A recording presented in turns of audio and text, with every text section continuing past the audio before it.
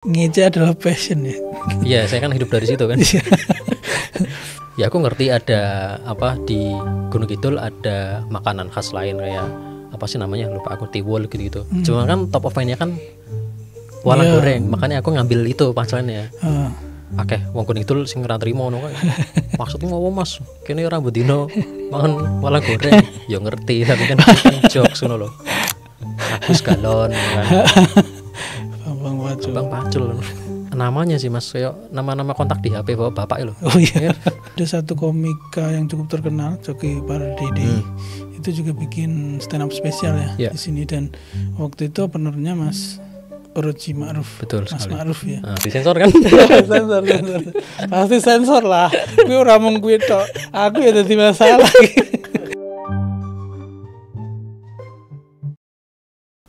Selamat pagi, sahabat Indonesia.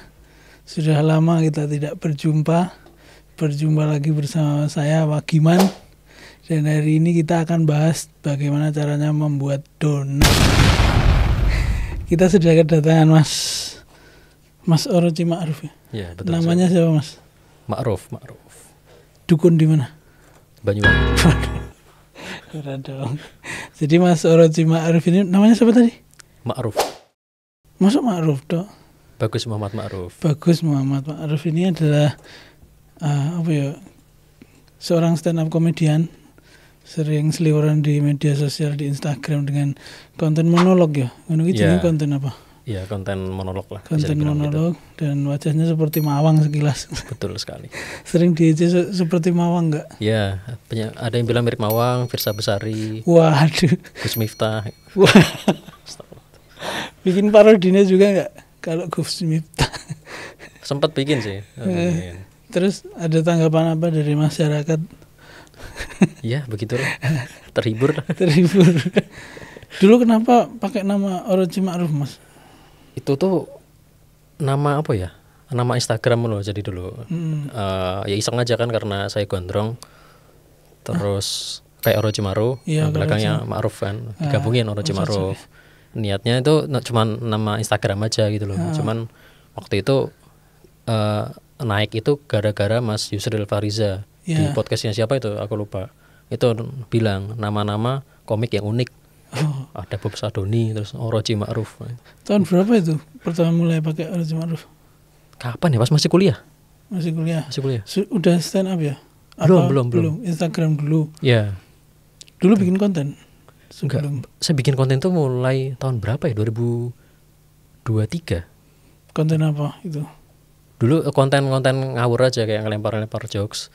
Terus pas saya bikin konten potongan stand up tentang kampus, itu naik terus ada yang request. Waktu itu kan bahas UNS kan, ada yang request, Mas UMS dong. Ya wes, aku bahas UMS, munggah meneh. Apa itu dulu jokesnya soal UNS? Waduh, intinya ini Mas, karena kampusku berdekatan dengan UNS, itu sering dibanding-bandingkan gitu loh. Jadi padahal menurut saya UNS kampus gak jelas gitu. Masnya sebelumnya kampusnya di mana? Apanya? Kampusnya mana? Saya isi Solo. Isi Solo jurusan Film. Ya, dilanjutkan lagi dekat dengan UNS. Iya, dekat dengan UNS. Terus padahal menurut saya itu kampus gak jelas. Karena kan kalau isi kan jelas itu isi Institut Seni Indonesia. Lah kalau UNS, Universitas. N 11 S Maret itu gak jelas. Gak jelasnya karena itu. Iya. Terus setelah itu di request untuk bikin UMS. Ya. UMS gak jelasnya apa? UMS atau jokesnya apa pada waktu itu? Wah, lali ya gue. Pokoknya yang waktu itu pas lagi rame dia buka cabang di Korea gitu loh. Oh itu kayaknya ini di jokesnya. Apakah mahasiswa Korea sana juga nyanyi lagu apa sih yang? Oh iya, Sang Surya. Sang Surya loh. Orang Korea nyanyi Sang Surya. Nek Jepang katanya cocok ya Sang Surya ya. Iya.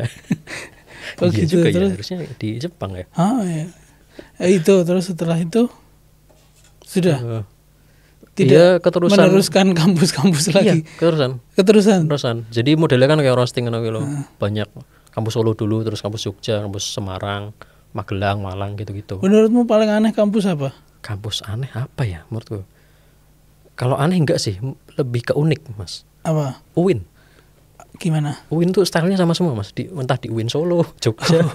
Jadi mahasiswa dari baca-baca komen, jadi kayak mesti nongkrong neng coffee shop sarungan, terus sepatu futsal, jersey. Kalau rokoknya kretek mesti. Iya. Mungkin karena tradisi kampus. Ya bisa jadi, bisa jadi. Nah terus setelah itu, setelah berjalannya bikin jokes itu, manggung dulu apa seiring berjalannya waktu juga manggung? Jadi saya manggung ini konteksnya stand up. Iya stand up. Jadi open mic lah, bukan manggung. Open mic. Dari 2021 mas. Jadi saya waktu itu habis lulus, tapi belum wisuda. Kayak waktu itu pun lagi kerja part time kan, kayak ngopo ya wis lah stand up ngono. Gitu di stand up isi dulu. Stand up isi. Ada emang stand up isi? Ada mas. Ada. Berapa orangnya? Hah? Emang akeh? Banyak, ada 5. Waduh. Stand up yang di Paseban. Aduh, enggak. Lupa saya nama ininya. Bentuknya kayak apa ya? Kayak menara apa tower ya? Lupa aku nama ininya. Nama kafenya. Dan itu berlima terus wih. Wong 5. Enggak mas, maksudnya yang 5 itu yang aktif. Oh iya. Yang jumlahnya berapa ya? Saya lupa malahan. Gitu. Terus setelah itu waktu itu kayak sempat kok stand up isi kok koyo ini ya, anak-anaknya kok waktu itu lagi pada males. Ya wis lah aku memberanikan diri untuk open mic di stand up Solo. Stand up Indo Solo. Di Cekopi waktu itu. Cekopi yang mendungan itu. Iya betul. Terus ya udah sampai sekarang. Cuman 2023 saya kerja di Jogja. Akhirnya gabung stand up Indo Jogja. Gitu. 2023 ya, 2 tahun lalu ya. Iya. Sekarang sudah 2025 loh. Iya. Betul. Nah terus gabung stand up Indo Jogja. Tapi kemarin ini waktu jadi ada satu komika yang cukup terkenal, Coki Pardede, itu juga bikin stand up spesial ya di sini, dan waktu itu openernya Mas Oroji Ma'ruf. Betul Mas sekali. Ma'ruf ya. Raven ada nih, Mas Ma'ruf kesannya kayak Wong Uin. Iya. Oroji Ma'ruf. Nah itu ceritanya gimana waktu itu? Jadi ini karena istilahnya repeat order gitu loh. Jadi waktu itu kan ada acara di Solo yang roasting Bambang Pacul itu. Oh iya. Itu. Total Politik bukan? Iya waktu itu emang sebelumnya emang punyanya Total Politik, terus diambil alih sama MLI. Oh iya. Itu terus di Roasting Solo kan. Bambang Pacul. Saya suruh roasting itu. Nah itu pun setahu saya referensinya dari ini, karena dulu salah satu anak perusahaannya MLI lah, itu pernah ngadain event di Jogja. Ciloruger, bukan? Iya, Ciloruger. Terus salah satu openernya saya. Itu kayaknya cocok, terus makanya dipakai di yang ini openernya. Roasting Bambang Pacul. Tuh, terus pecah kan di roasting Bambang Pacul. Terus itu akhirnya pas show di Solo, Coki, saya dihubungin sama ini salah satu anak MLI untuk jadi openernya kayak gitu. Waktu itu roasting Bambang Pacul bisa di-spill satu nggak? Opo sing paling menarik dari Bambang Pacul? Namanya sih mas, kayak nama-nama kontak di HP bapak loh. Oh iya. Agus Galon kan. Bambang Pacul. Salah satunya itu. Terus waktu jadi opener Coki nggak ada apa ya?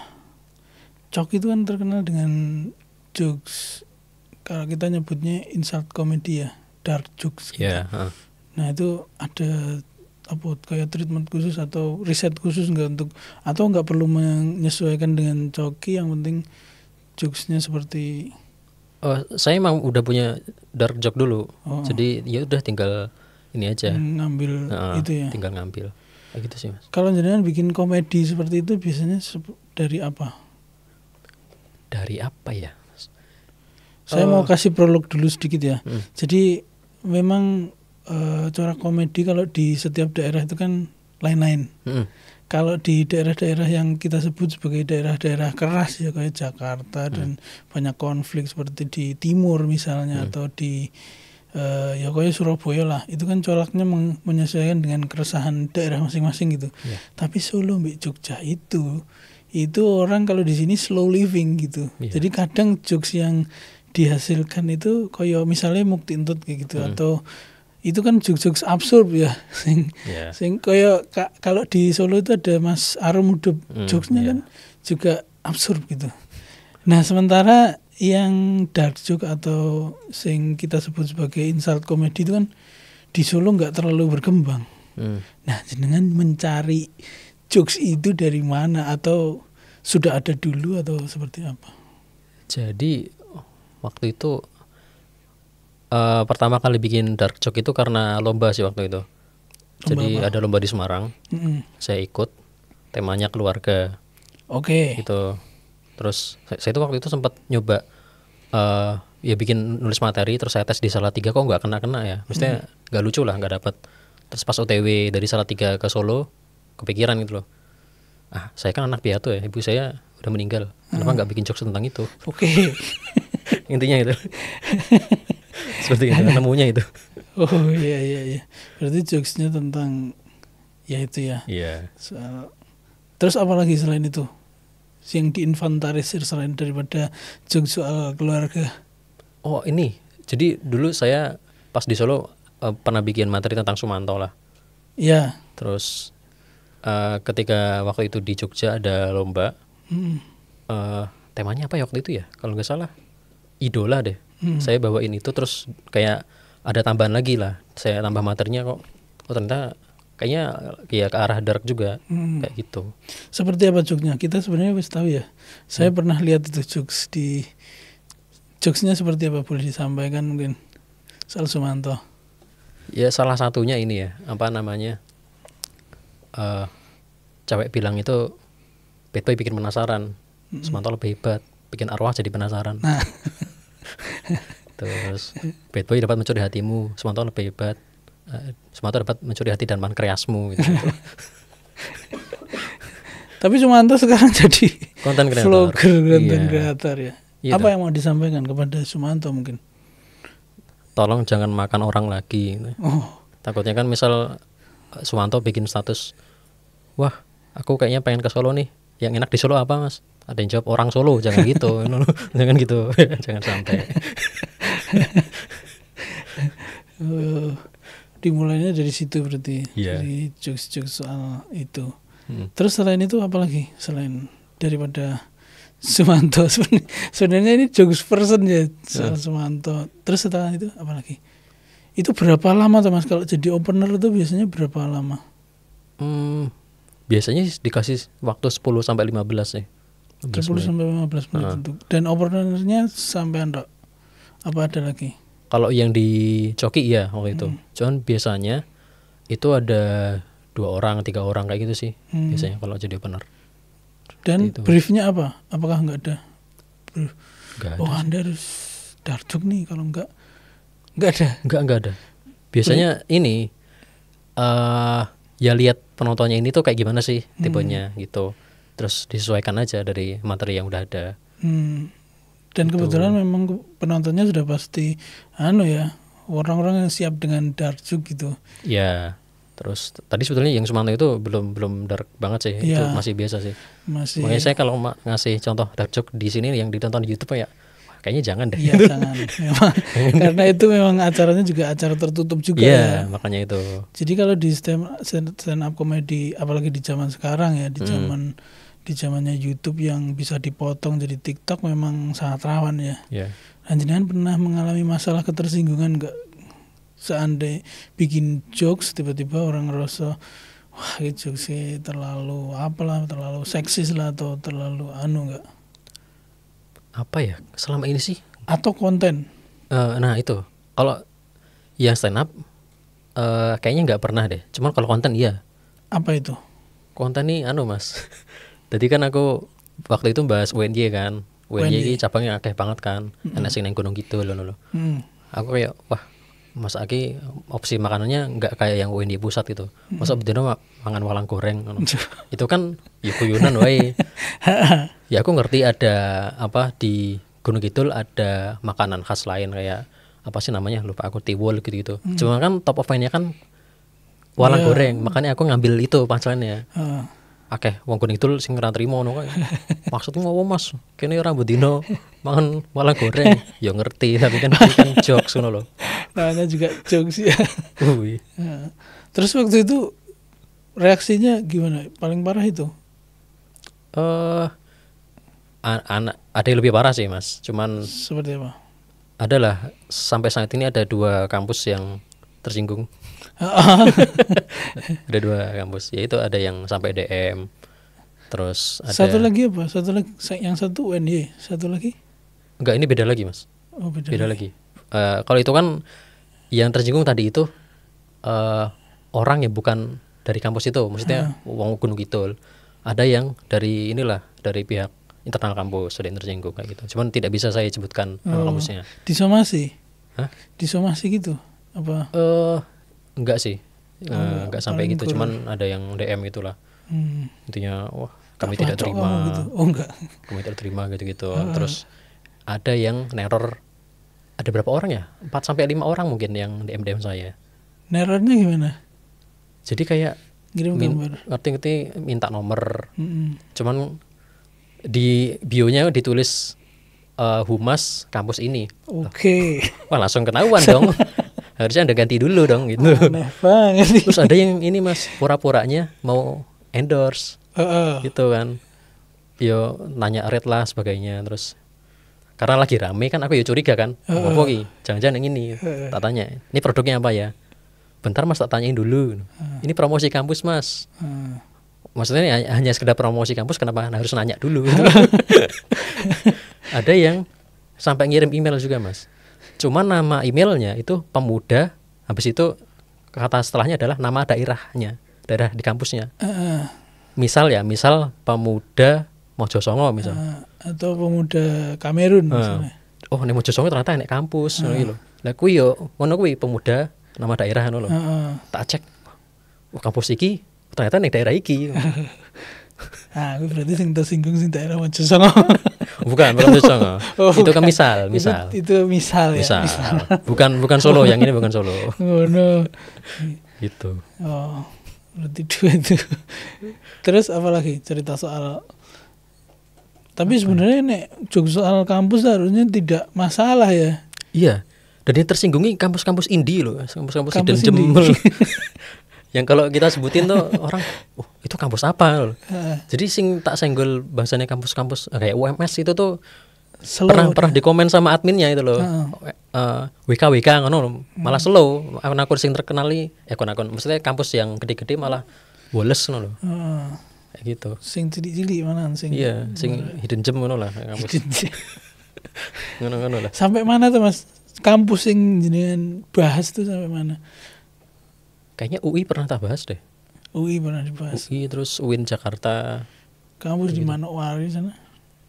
Belum. Berarti sing bisa diobservasi ya? Iya, dan sekarang tuh saya bergeser bukan roasting kampus lagi sekarang Mas, kalau apa? Ini. Kalau sekarang tuh lebih ke apa namanya? Yang ngece juga sih, cuman nggak anu banget, nggak terlalu passion harsh ya, lah. Sepertinya ya. Ngece adalah passion ya. Iya, saya kan hidup dari situ kan. Sekarang apa? Ngecenya tuh kayak kampus yang banyak cabangnya loh.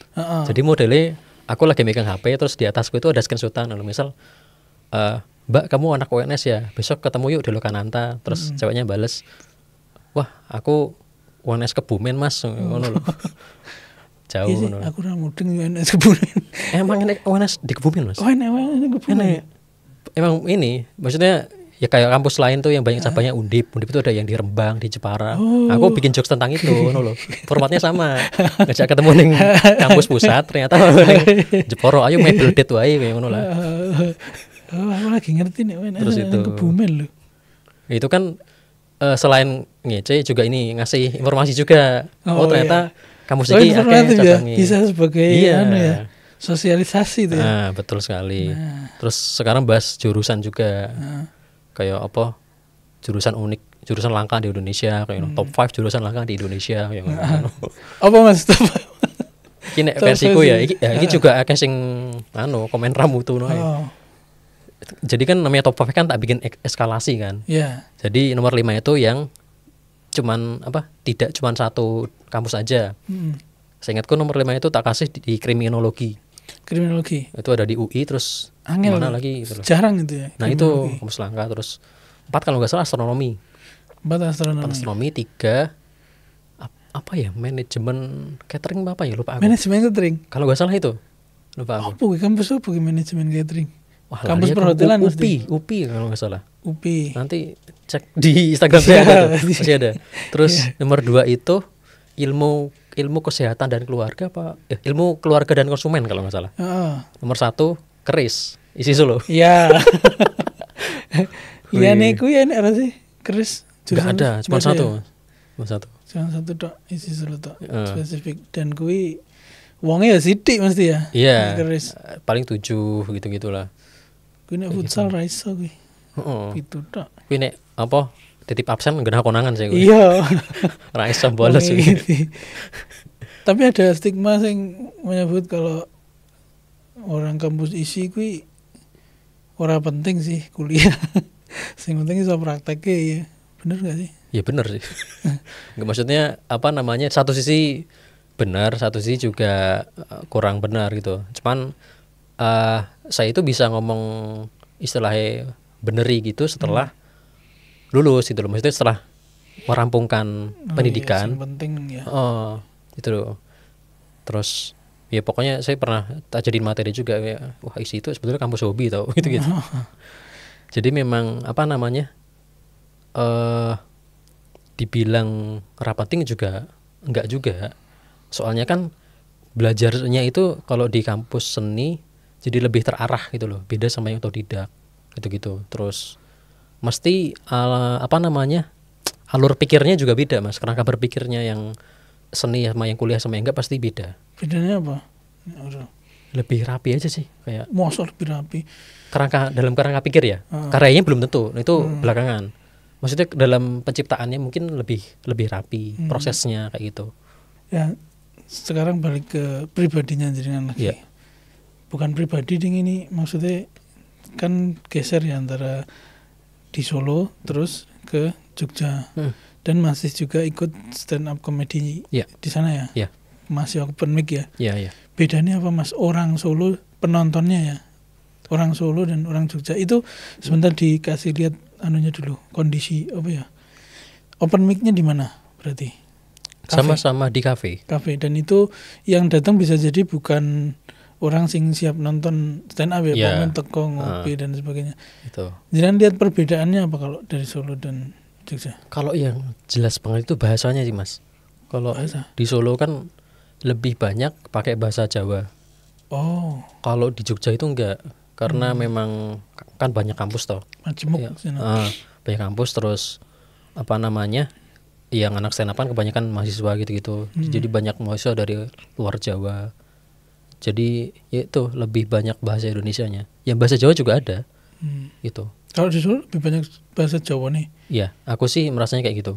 Dan jangan waktu dulu bikin stand up itu pakai bahasa Jawa Indonesia. Kalau dulu itu 80% bahasa Indonesia sih. Karena memang saya udah lama nonton stand up gitu loh. Jadi kayak apa namanya, ya karena yang saya tonton itu bahasa Indonesia, jadinya itu. Cuman kontennya tetap kayaknya banyak yang konten lokal gitu loh. Bahasanya bahasa Indonesia, cuman bahasannya itu lokal. Nah, kalau di Jogja perbedaannya selain itu daripada bahasa, kalau itu kan belum terlalu spesifik ya. Selain itu apa? Apa ya? Kalau yang saya rasa sih apakah lebih ramai di sana atau? Kalau itu ini ya dari tempatnya aja kan lebih luas di sana. Jadi otomatis lebih ramai. Terus mungkin karena ini juga ya, banyak komik nasional yang mampir di Jogja. Itu tuh kayaknya agak ada pengaruhnya sih. Jadi yang maksudnya komik, ada pengaruh di penonton lebih banyak atau? Iya, penontonnya juga. Sebetulnya dari penonton pun kayaknya nggak beda jauh sih Mas. Cuman ini aja menurutku lebih ke warna komedinya. Di open mic di Jogja itu kita lebih bebas Mas. Jadi yang kita terdengar materi blue dark itu udah biasa. Makanya saya pernah nyoba materi yang agak dark juga pas di tempat open mic yang baru di Solo. Agak kurang, maksudnya pecah, cuma lebih pecah di Jogja gitu loh. Kayaknya memang belum siap deh, itu gitu. Oh, dan juga di sana juga kalau sebagai gambaran ya, kalau di Jogja itu Mamat Al-Katiri dari Jogja, Ali Akbar stand up Indo Jogja, Muktintot, Yusril, Fahriza, terus apa lagi? Ya itu banyak. Sementara di Solo sendiri kalau ngomong skala lokal yang menasional nggak terlalu banyak ya. Bahkan mungkin cuma 1-2 kali ya.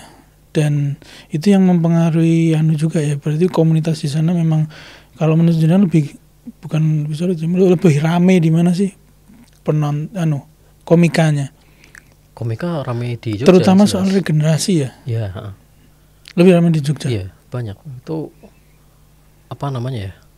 Jadi misal dalam sebulan itu ada 2-3 komik nasional yang tur di Jogja. Itu panitia bisa digilir karena memang banyak. Banyak ya. Itu pertama. Yang kedua tuh, jadi kan kalau di Jogja itu tiap Selasa ada sharing gitu kan, sharing materi. Itu tuh hampir setiap malam, hampir setiap waktu sharing ada komika baru, Mas. Entah itu besoknya dia memutuskan untuk nggak lanjut di komunitas stand up, komunitas reptil bagaimana. Waduh. Yang jelas saya setiap sharing tuh kok hampir selalu ada orang baru gitu. Sementara yang gini ya iya ada sih, cuman nggak tahu kenapa lambat itu loh regenerasinya. Saya juga nggak ngerti sih. Ya mungkin seneng ngejok kali ya, senangnya dangdutan mungkin. Bisa jadi. Kita tidak bisa memaksa ini. Genre keseniannya beda mungkin. Bisa. Sama kayaknya jumlah kampus mempengaruhi deh menurut saya. Karena kan banyak kan anggota. Tapi kan di sini banyak kampus hidden gem. Ya nggak tahu, mungkin minder ya. Hidden gemnya. Nggak tahu juga. Di sana lebih ekosistem keseniannya juga lebih ya, karena kampusnya banyak gitu ya. Betul sekali. Terus ya kayaknya lebih ini aja, industri kreatif seni memang lebih hidup di sana aja, mungkin itu berpengaruh juga sih menurut saya. Di sana mau nyari apa ya? Kalau di kita itu biasanya kita head to head PH-nya kalau di Jogja kan banyak. Mungkin juga agak susah ya. Nah itu sedikit sekali kan di sini. Nah kalau di sana komunitas stand up yang di kampus juga ada? Ada UGM, UIN, UNY. Apakah itu seperti sebuah liga, misal seri A nih? Lebih ke ini sih. Nggak tahu kenapa aku juga merasakan ini di Solo sih. Apa? Jadi anak komunitas yang baru mau gabung nih, itu lebih milih open mic di kampusnya dulu karena takut di open mic ininya yang pusatnya kayak stand up Solo atau stand up Jogjanya gitu loh. Ada rasa takut itu. Jadi ngejar pecah dulu di ini deh, komunitas kampus dulu, baru memberanikan diri ke ini. Itu mirip-mirip liga ya. Jadi sebagai gambaran, kalau stand up Indo itu ada di seluruh Indonesia. Jadi misal kalau stand up Indo di daerah Solo misalnya namanya stand up Indo Solo, terus stand up Indo di Jogja namanya stand up Indo Jogja, tapi mereka itu satu komunitas besar. Nah, kadang di setiap daerah itu juga punya stand up komunitasnya masing-masing. Kalau di Solo ini ada stand up UNS lah, UMS lah. Jogja juga hampir sama seperti itu. Nah, ini nih yang kampus-kampus ini biasanya tidak terafiliasi nih. Cuman kadang orang-orangnya pengen kayak serawung lah istilahnya, serawung di komunitas yang stand up Indo ini, karena biasanya punya satu tempat yang tetap untuk stand up gitu ya. Dan kalau di Solo itu yang cukup besar stand up Indo Solo biasanya di Cekopi itu. Nah, kalau di Jogja biasanya di mana? Apakah tour di setiap stand up? Jadi memang kayaknya sama aja sih Mas. Jadi memang ada rutinannya. Jadi yang di mana pengajian komunitas kampusnya jangan sampai tabrakan juga harinya. Jadi misal ya kalau di Solo kan juga gitu. Kalau stand up Solo open mic-nya Jumat terus. Nah, open mic kampus jangan sampai Jumat juga. Terus jangan juga sampai misal kampus UNS sama UIN jangan sampai sama-sama Senin gitu. Soalnya nanti tabrakan gitu-gitu. Jadi Jogja juga sama. Mas Orochi Ma'ruf corak komedinya kayak apa toh sebenarnya? Kalau jenengan menggambarkan dirinya sendiri. Saya juga nggak Ora ngerti urusan. juga sih. Iya, maksudnya Penting sing ketemu apa? iya.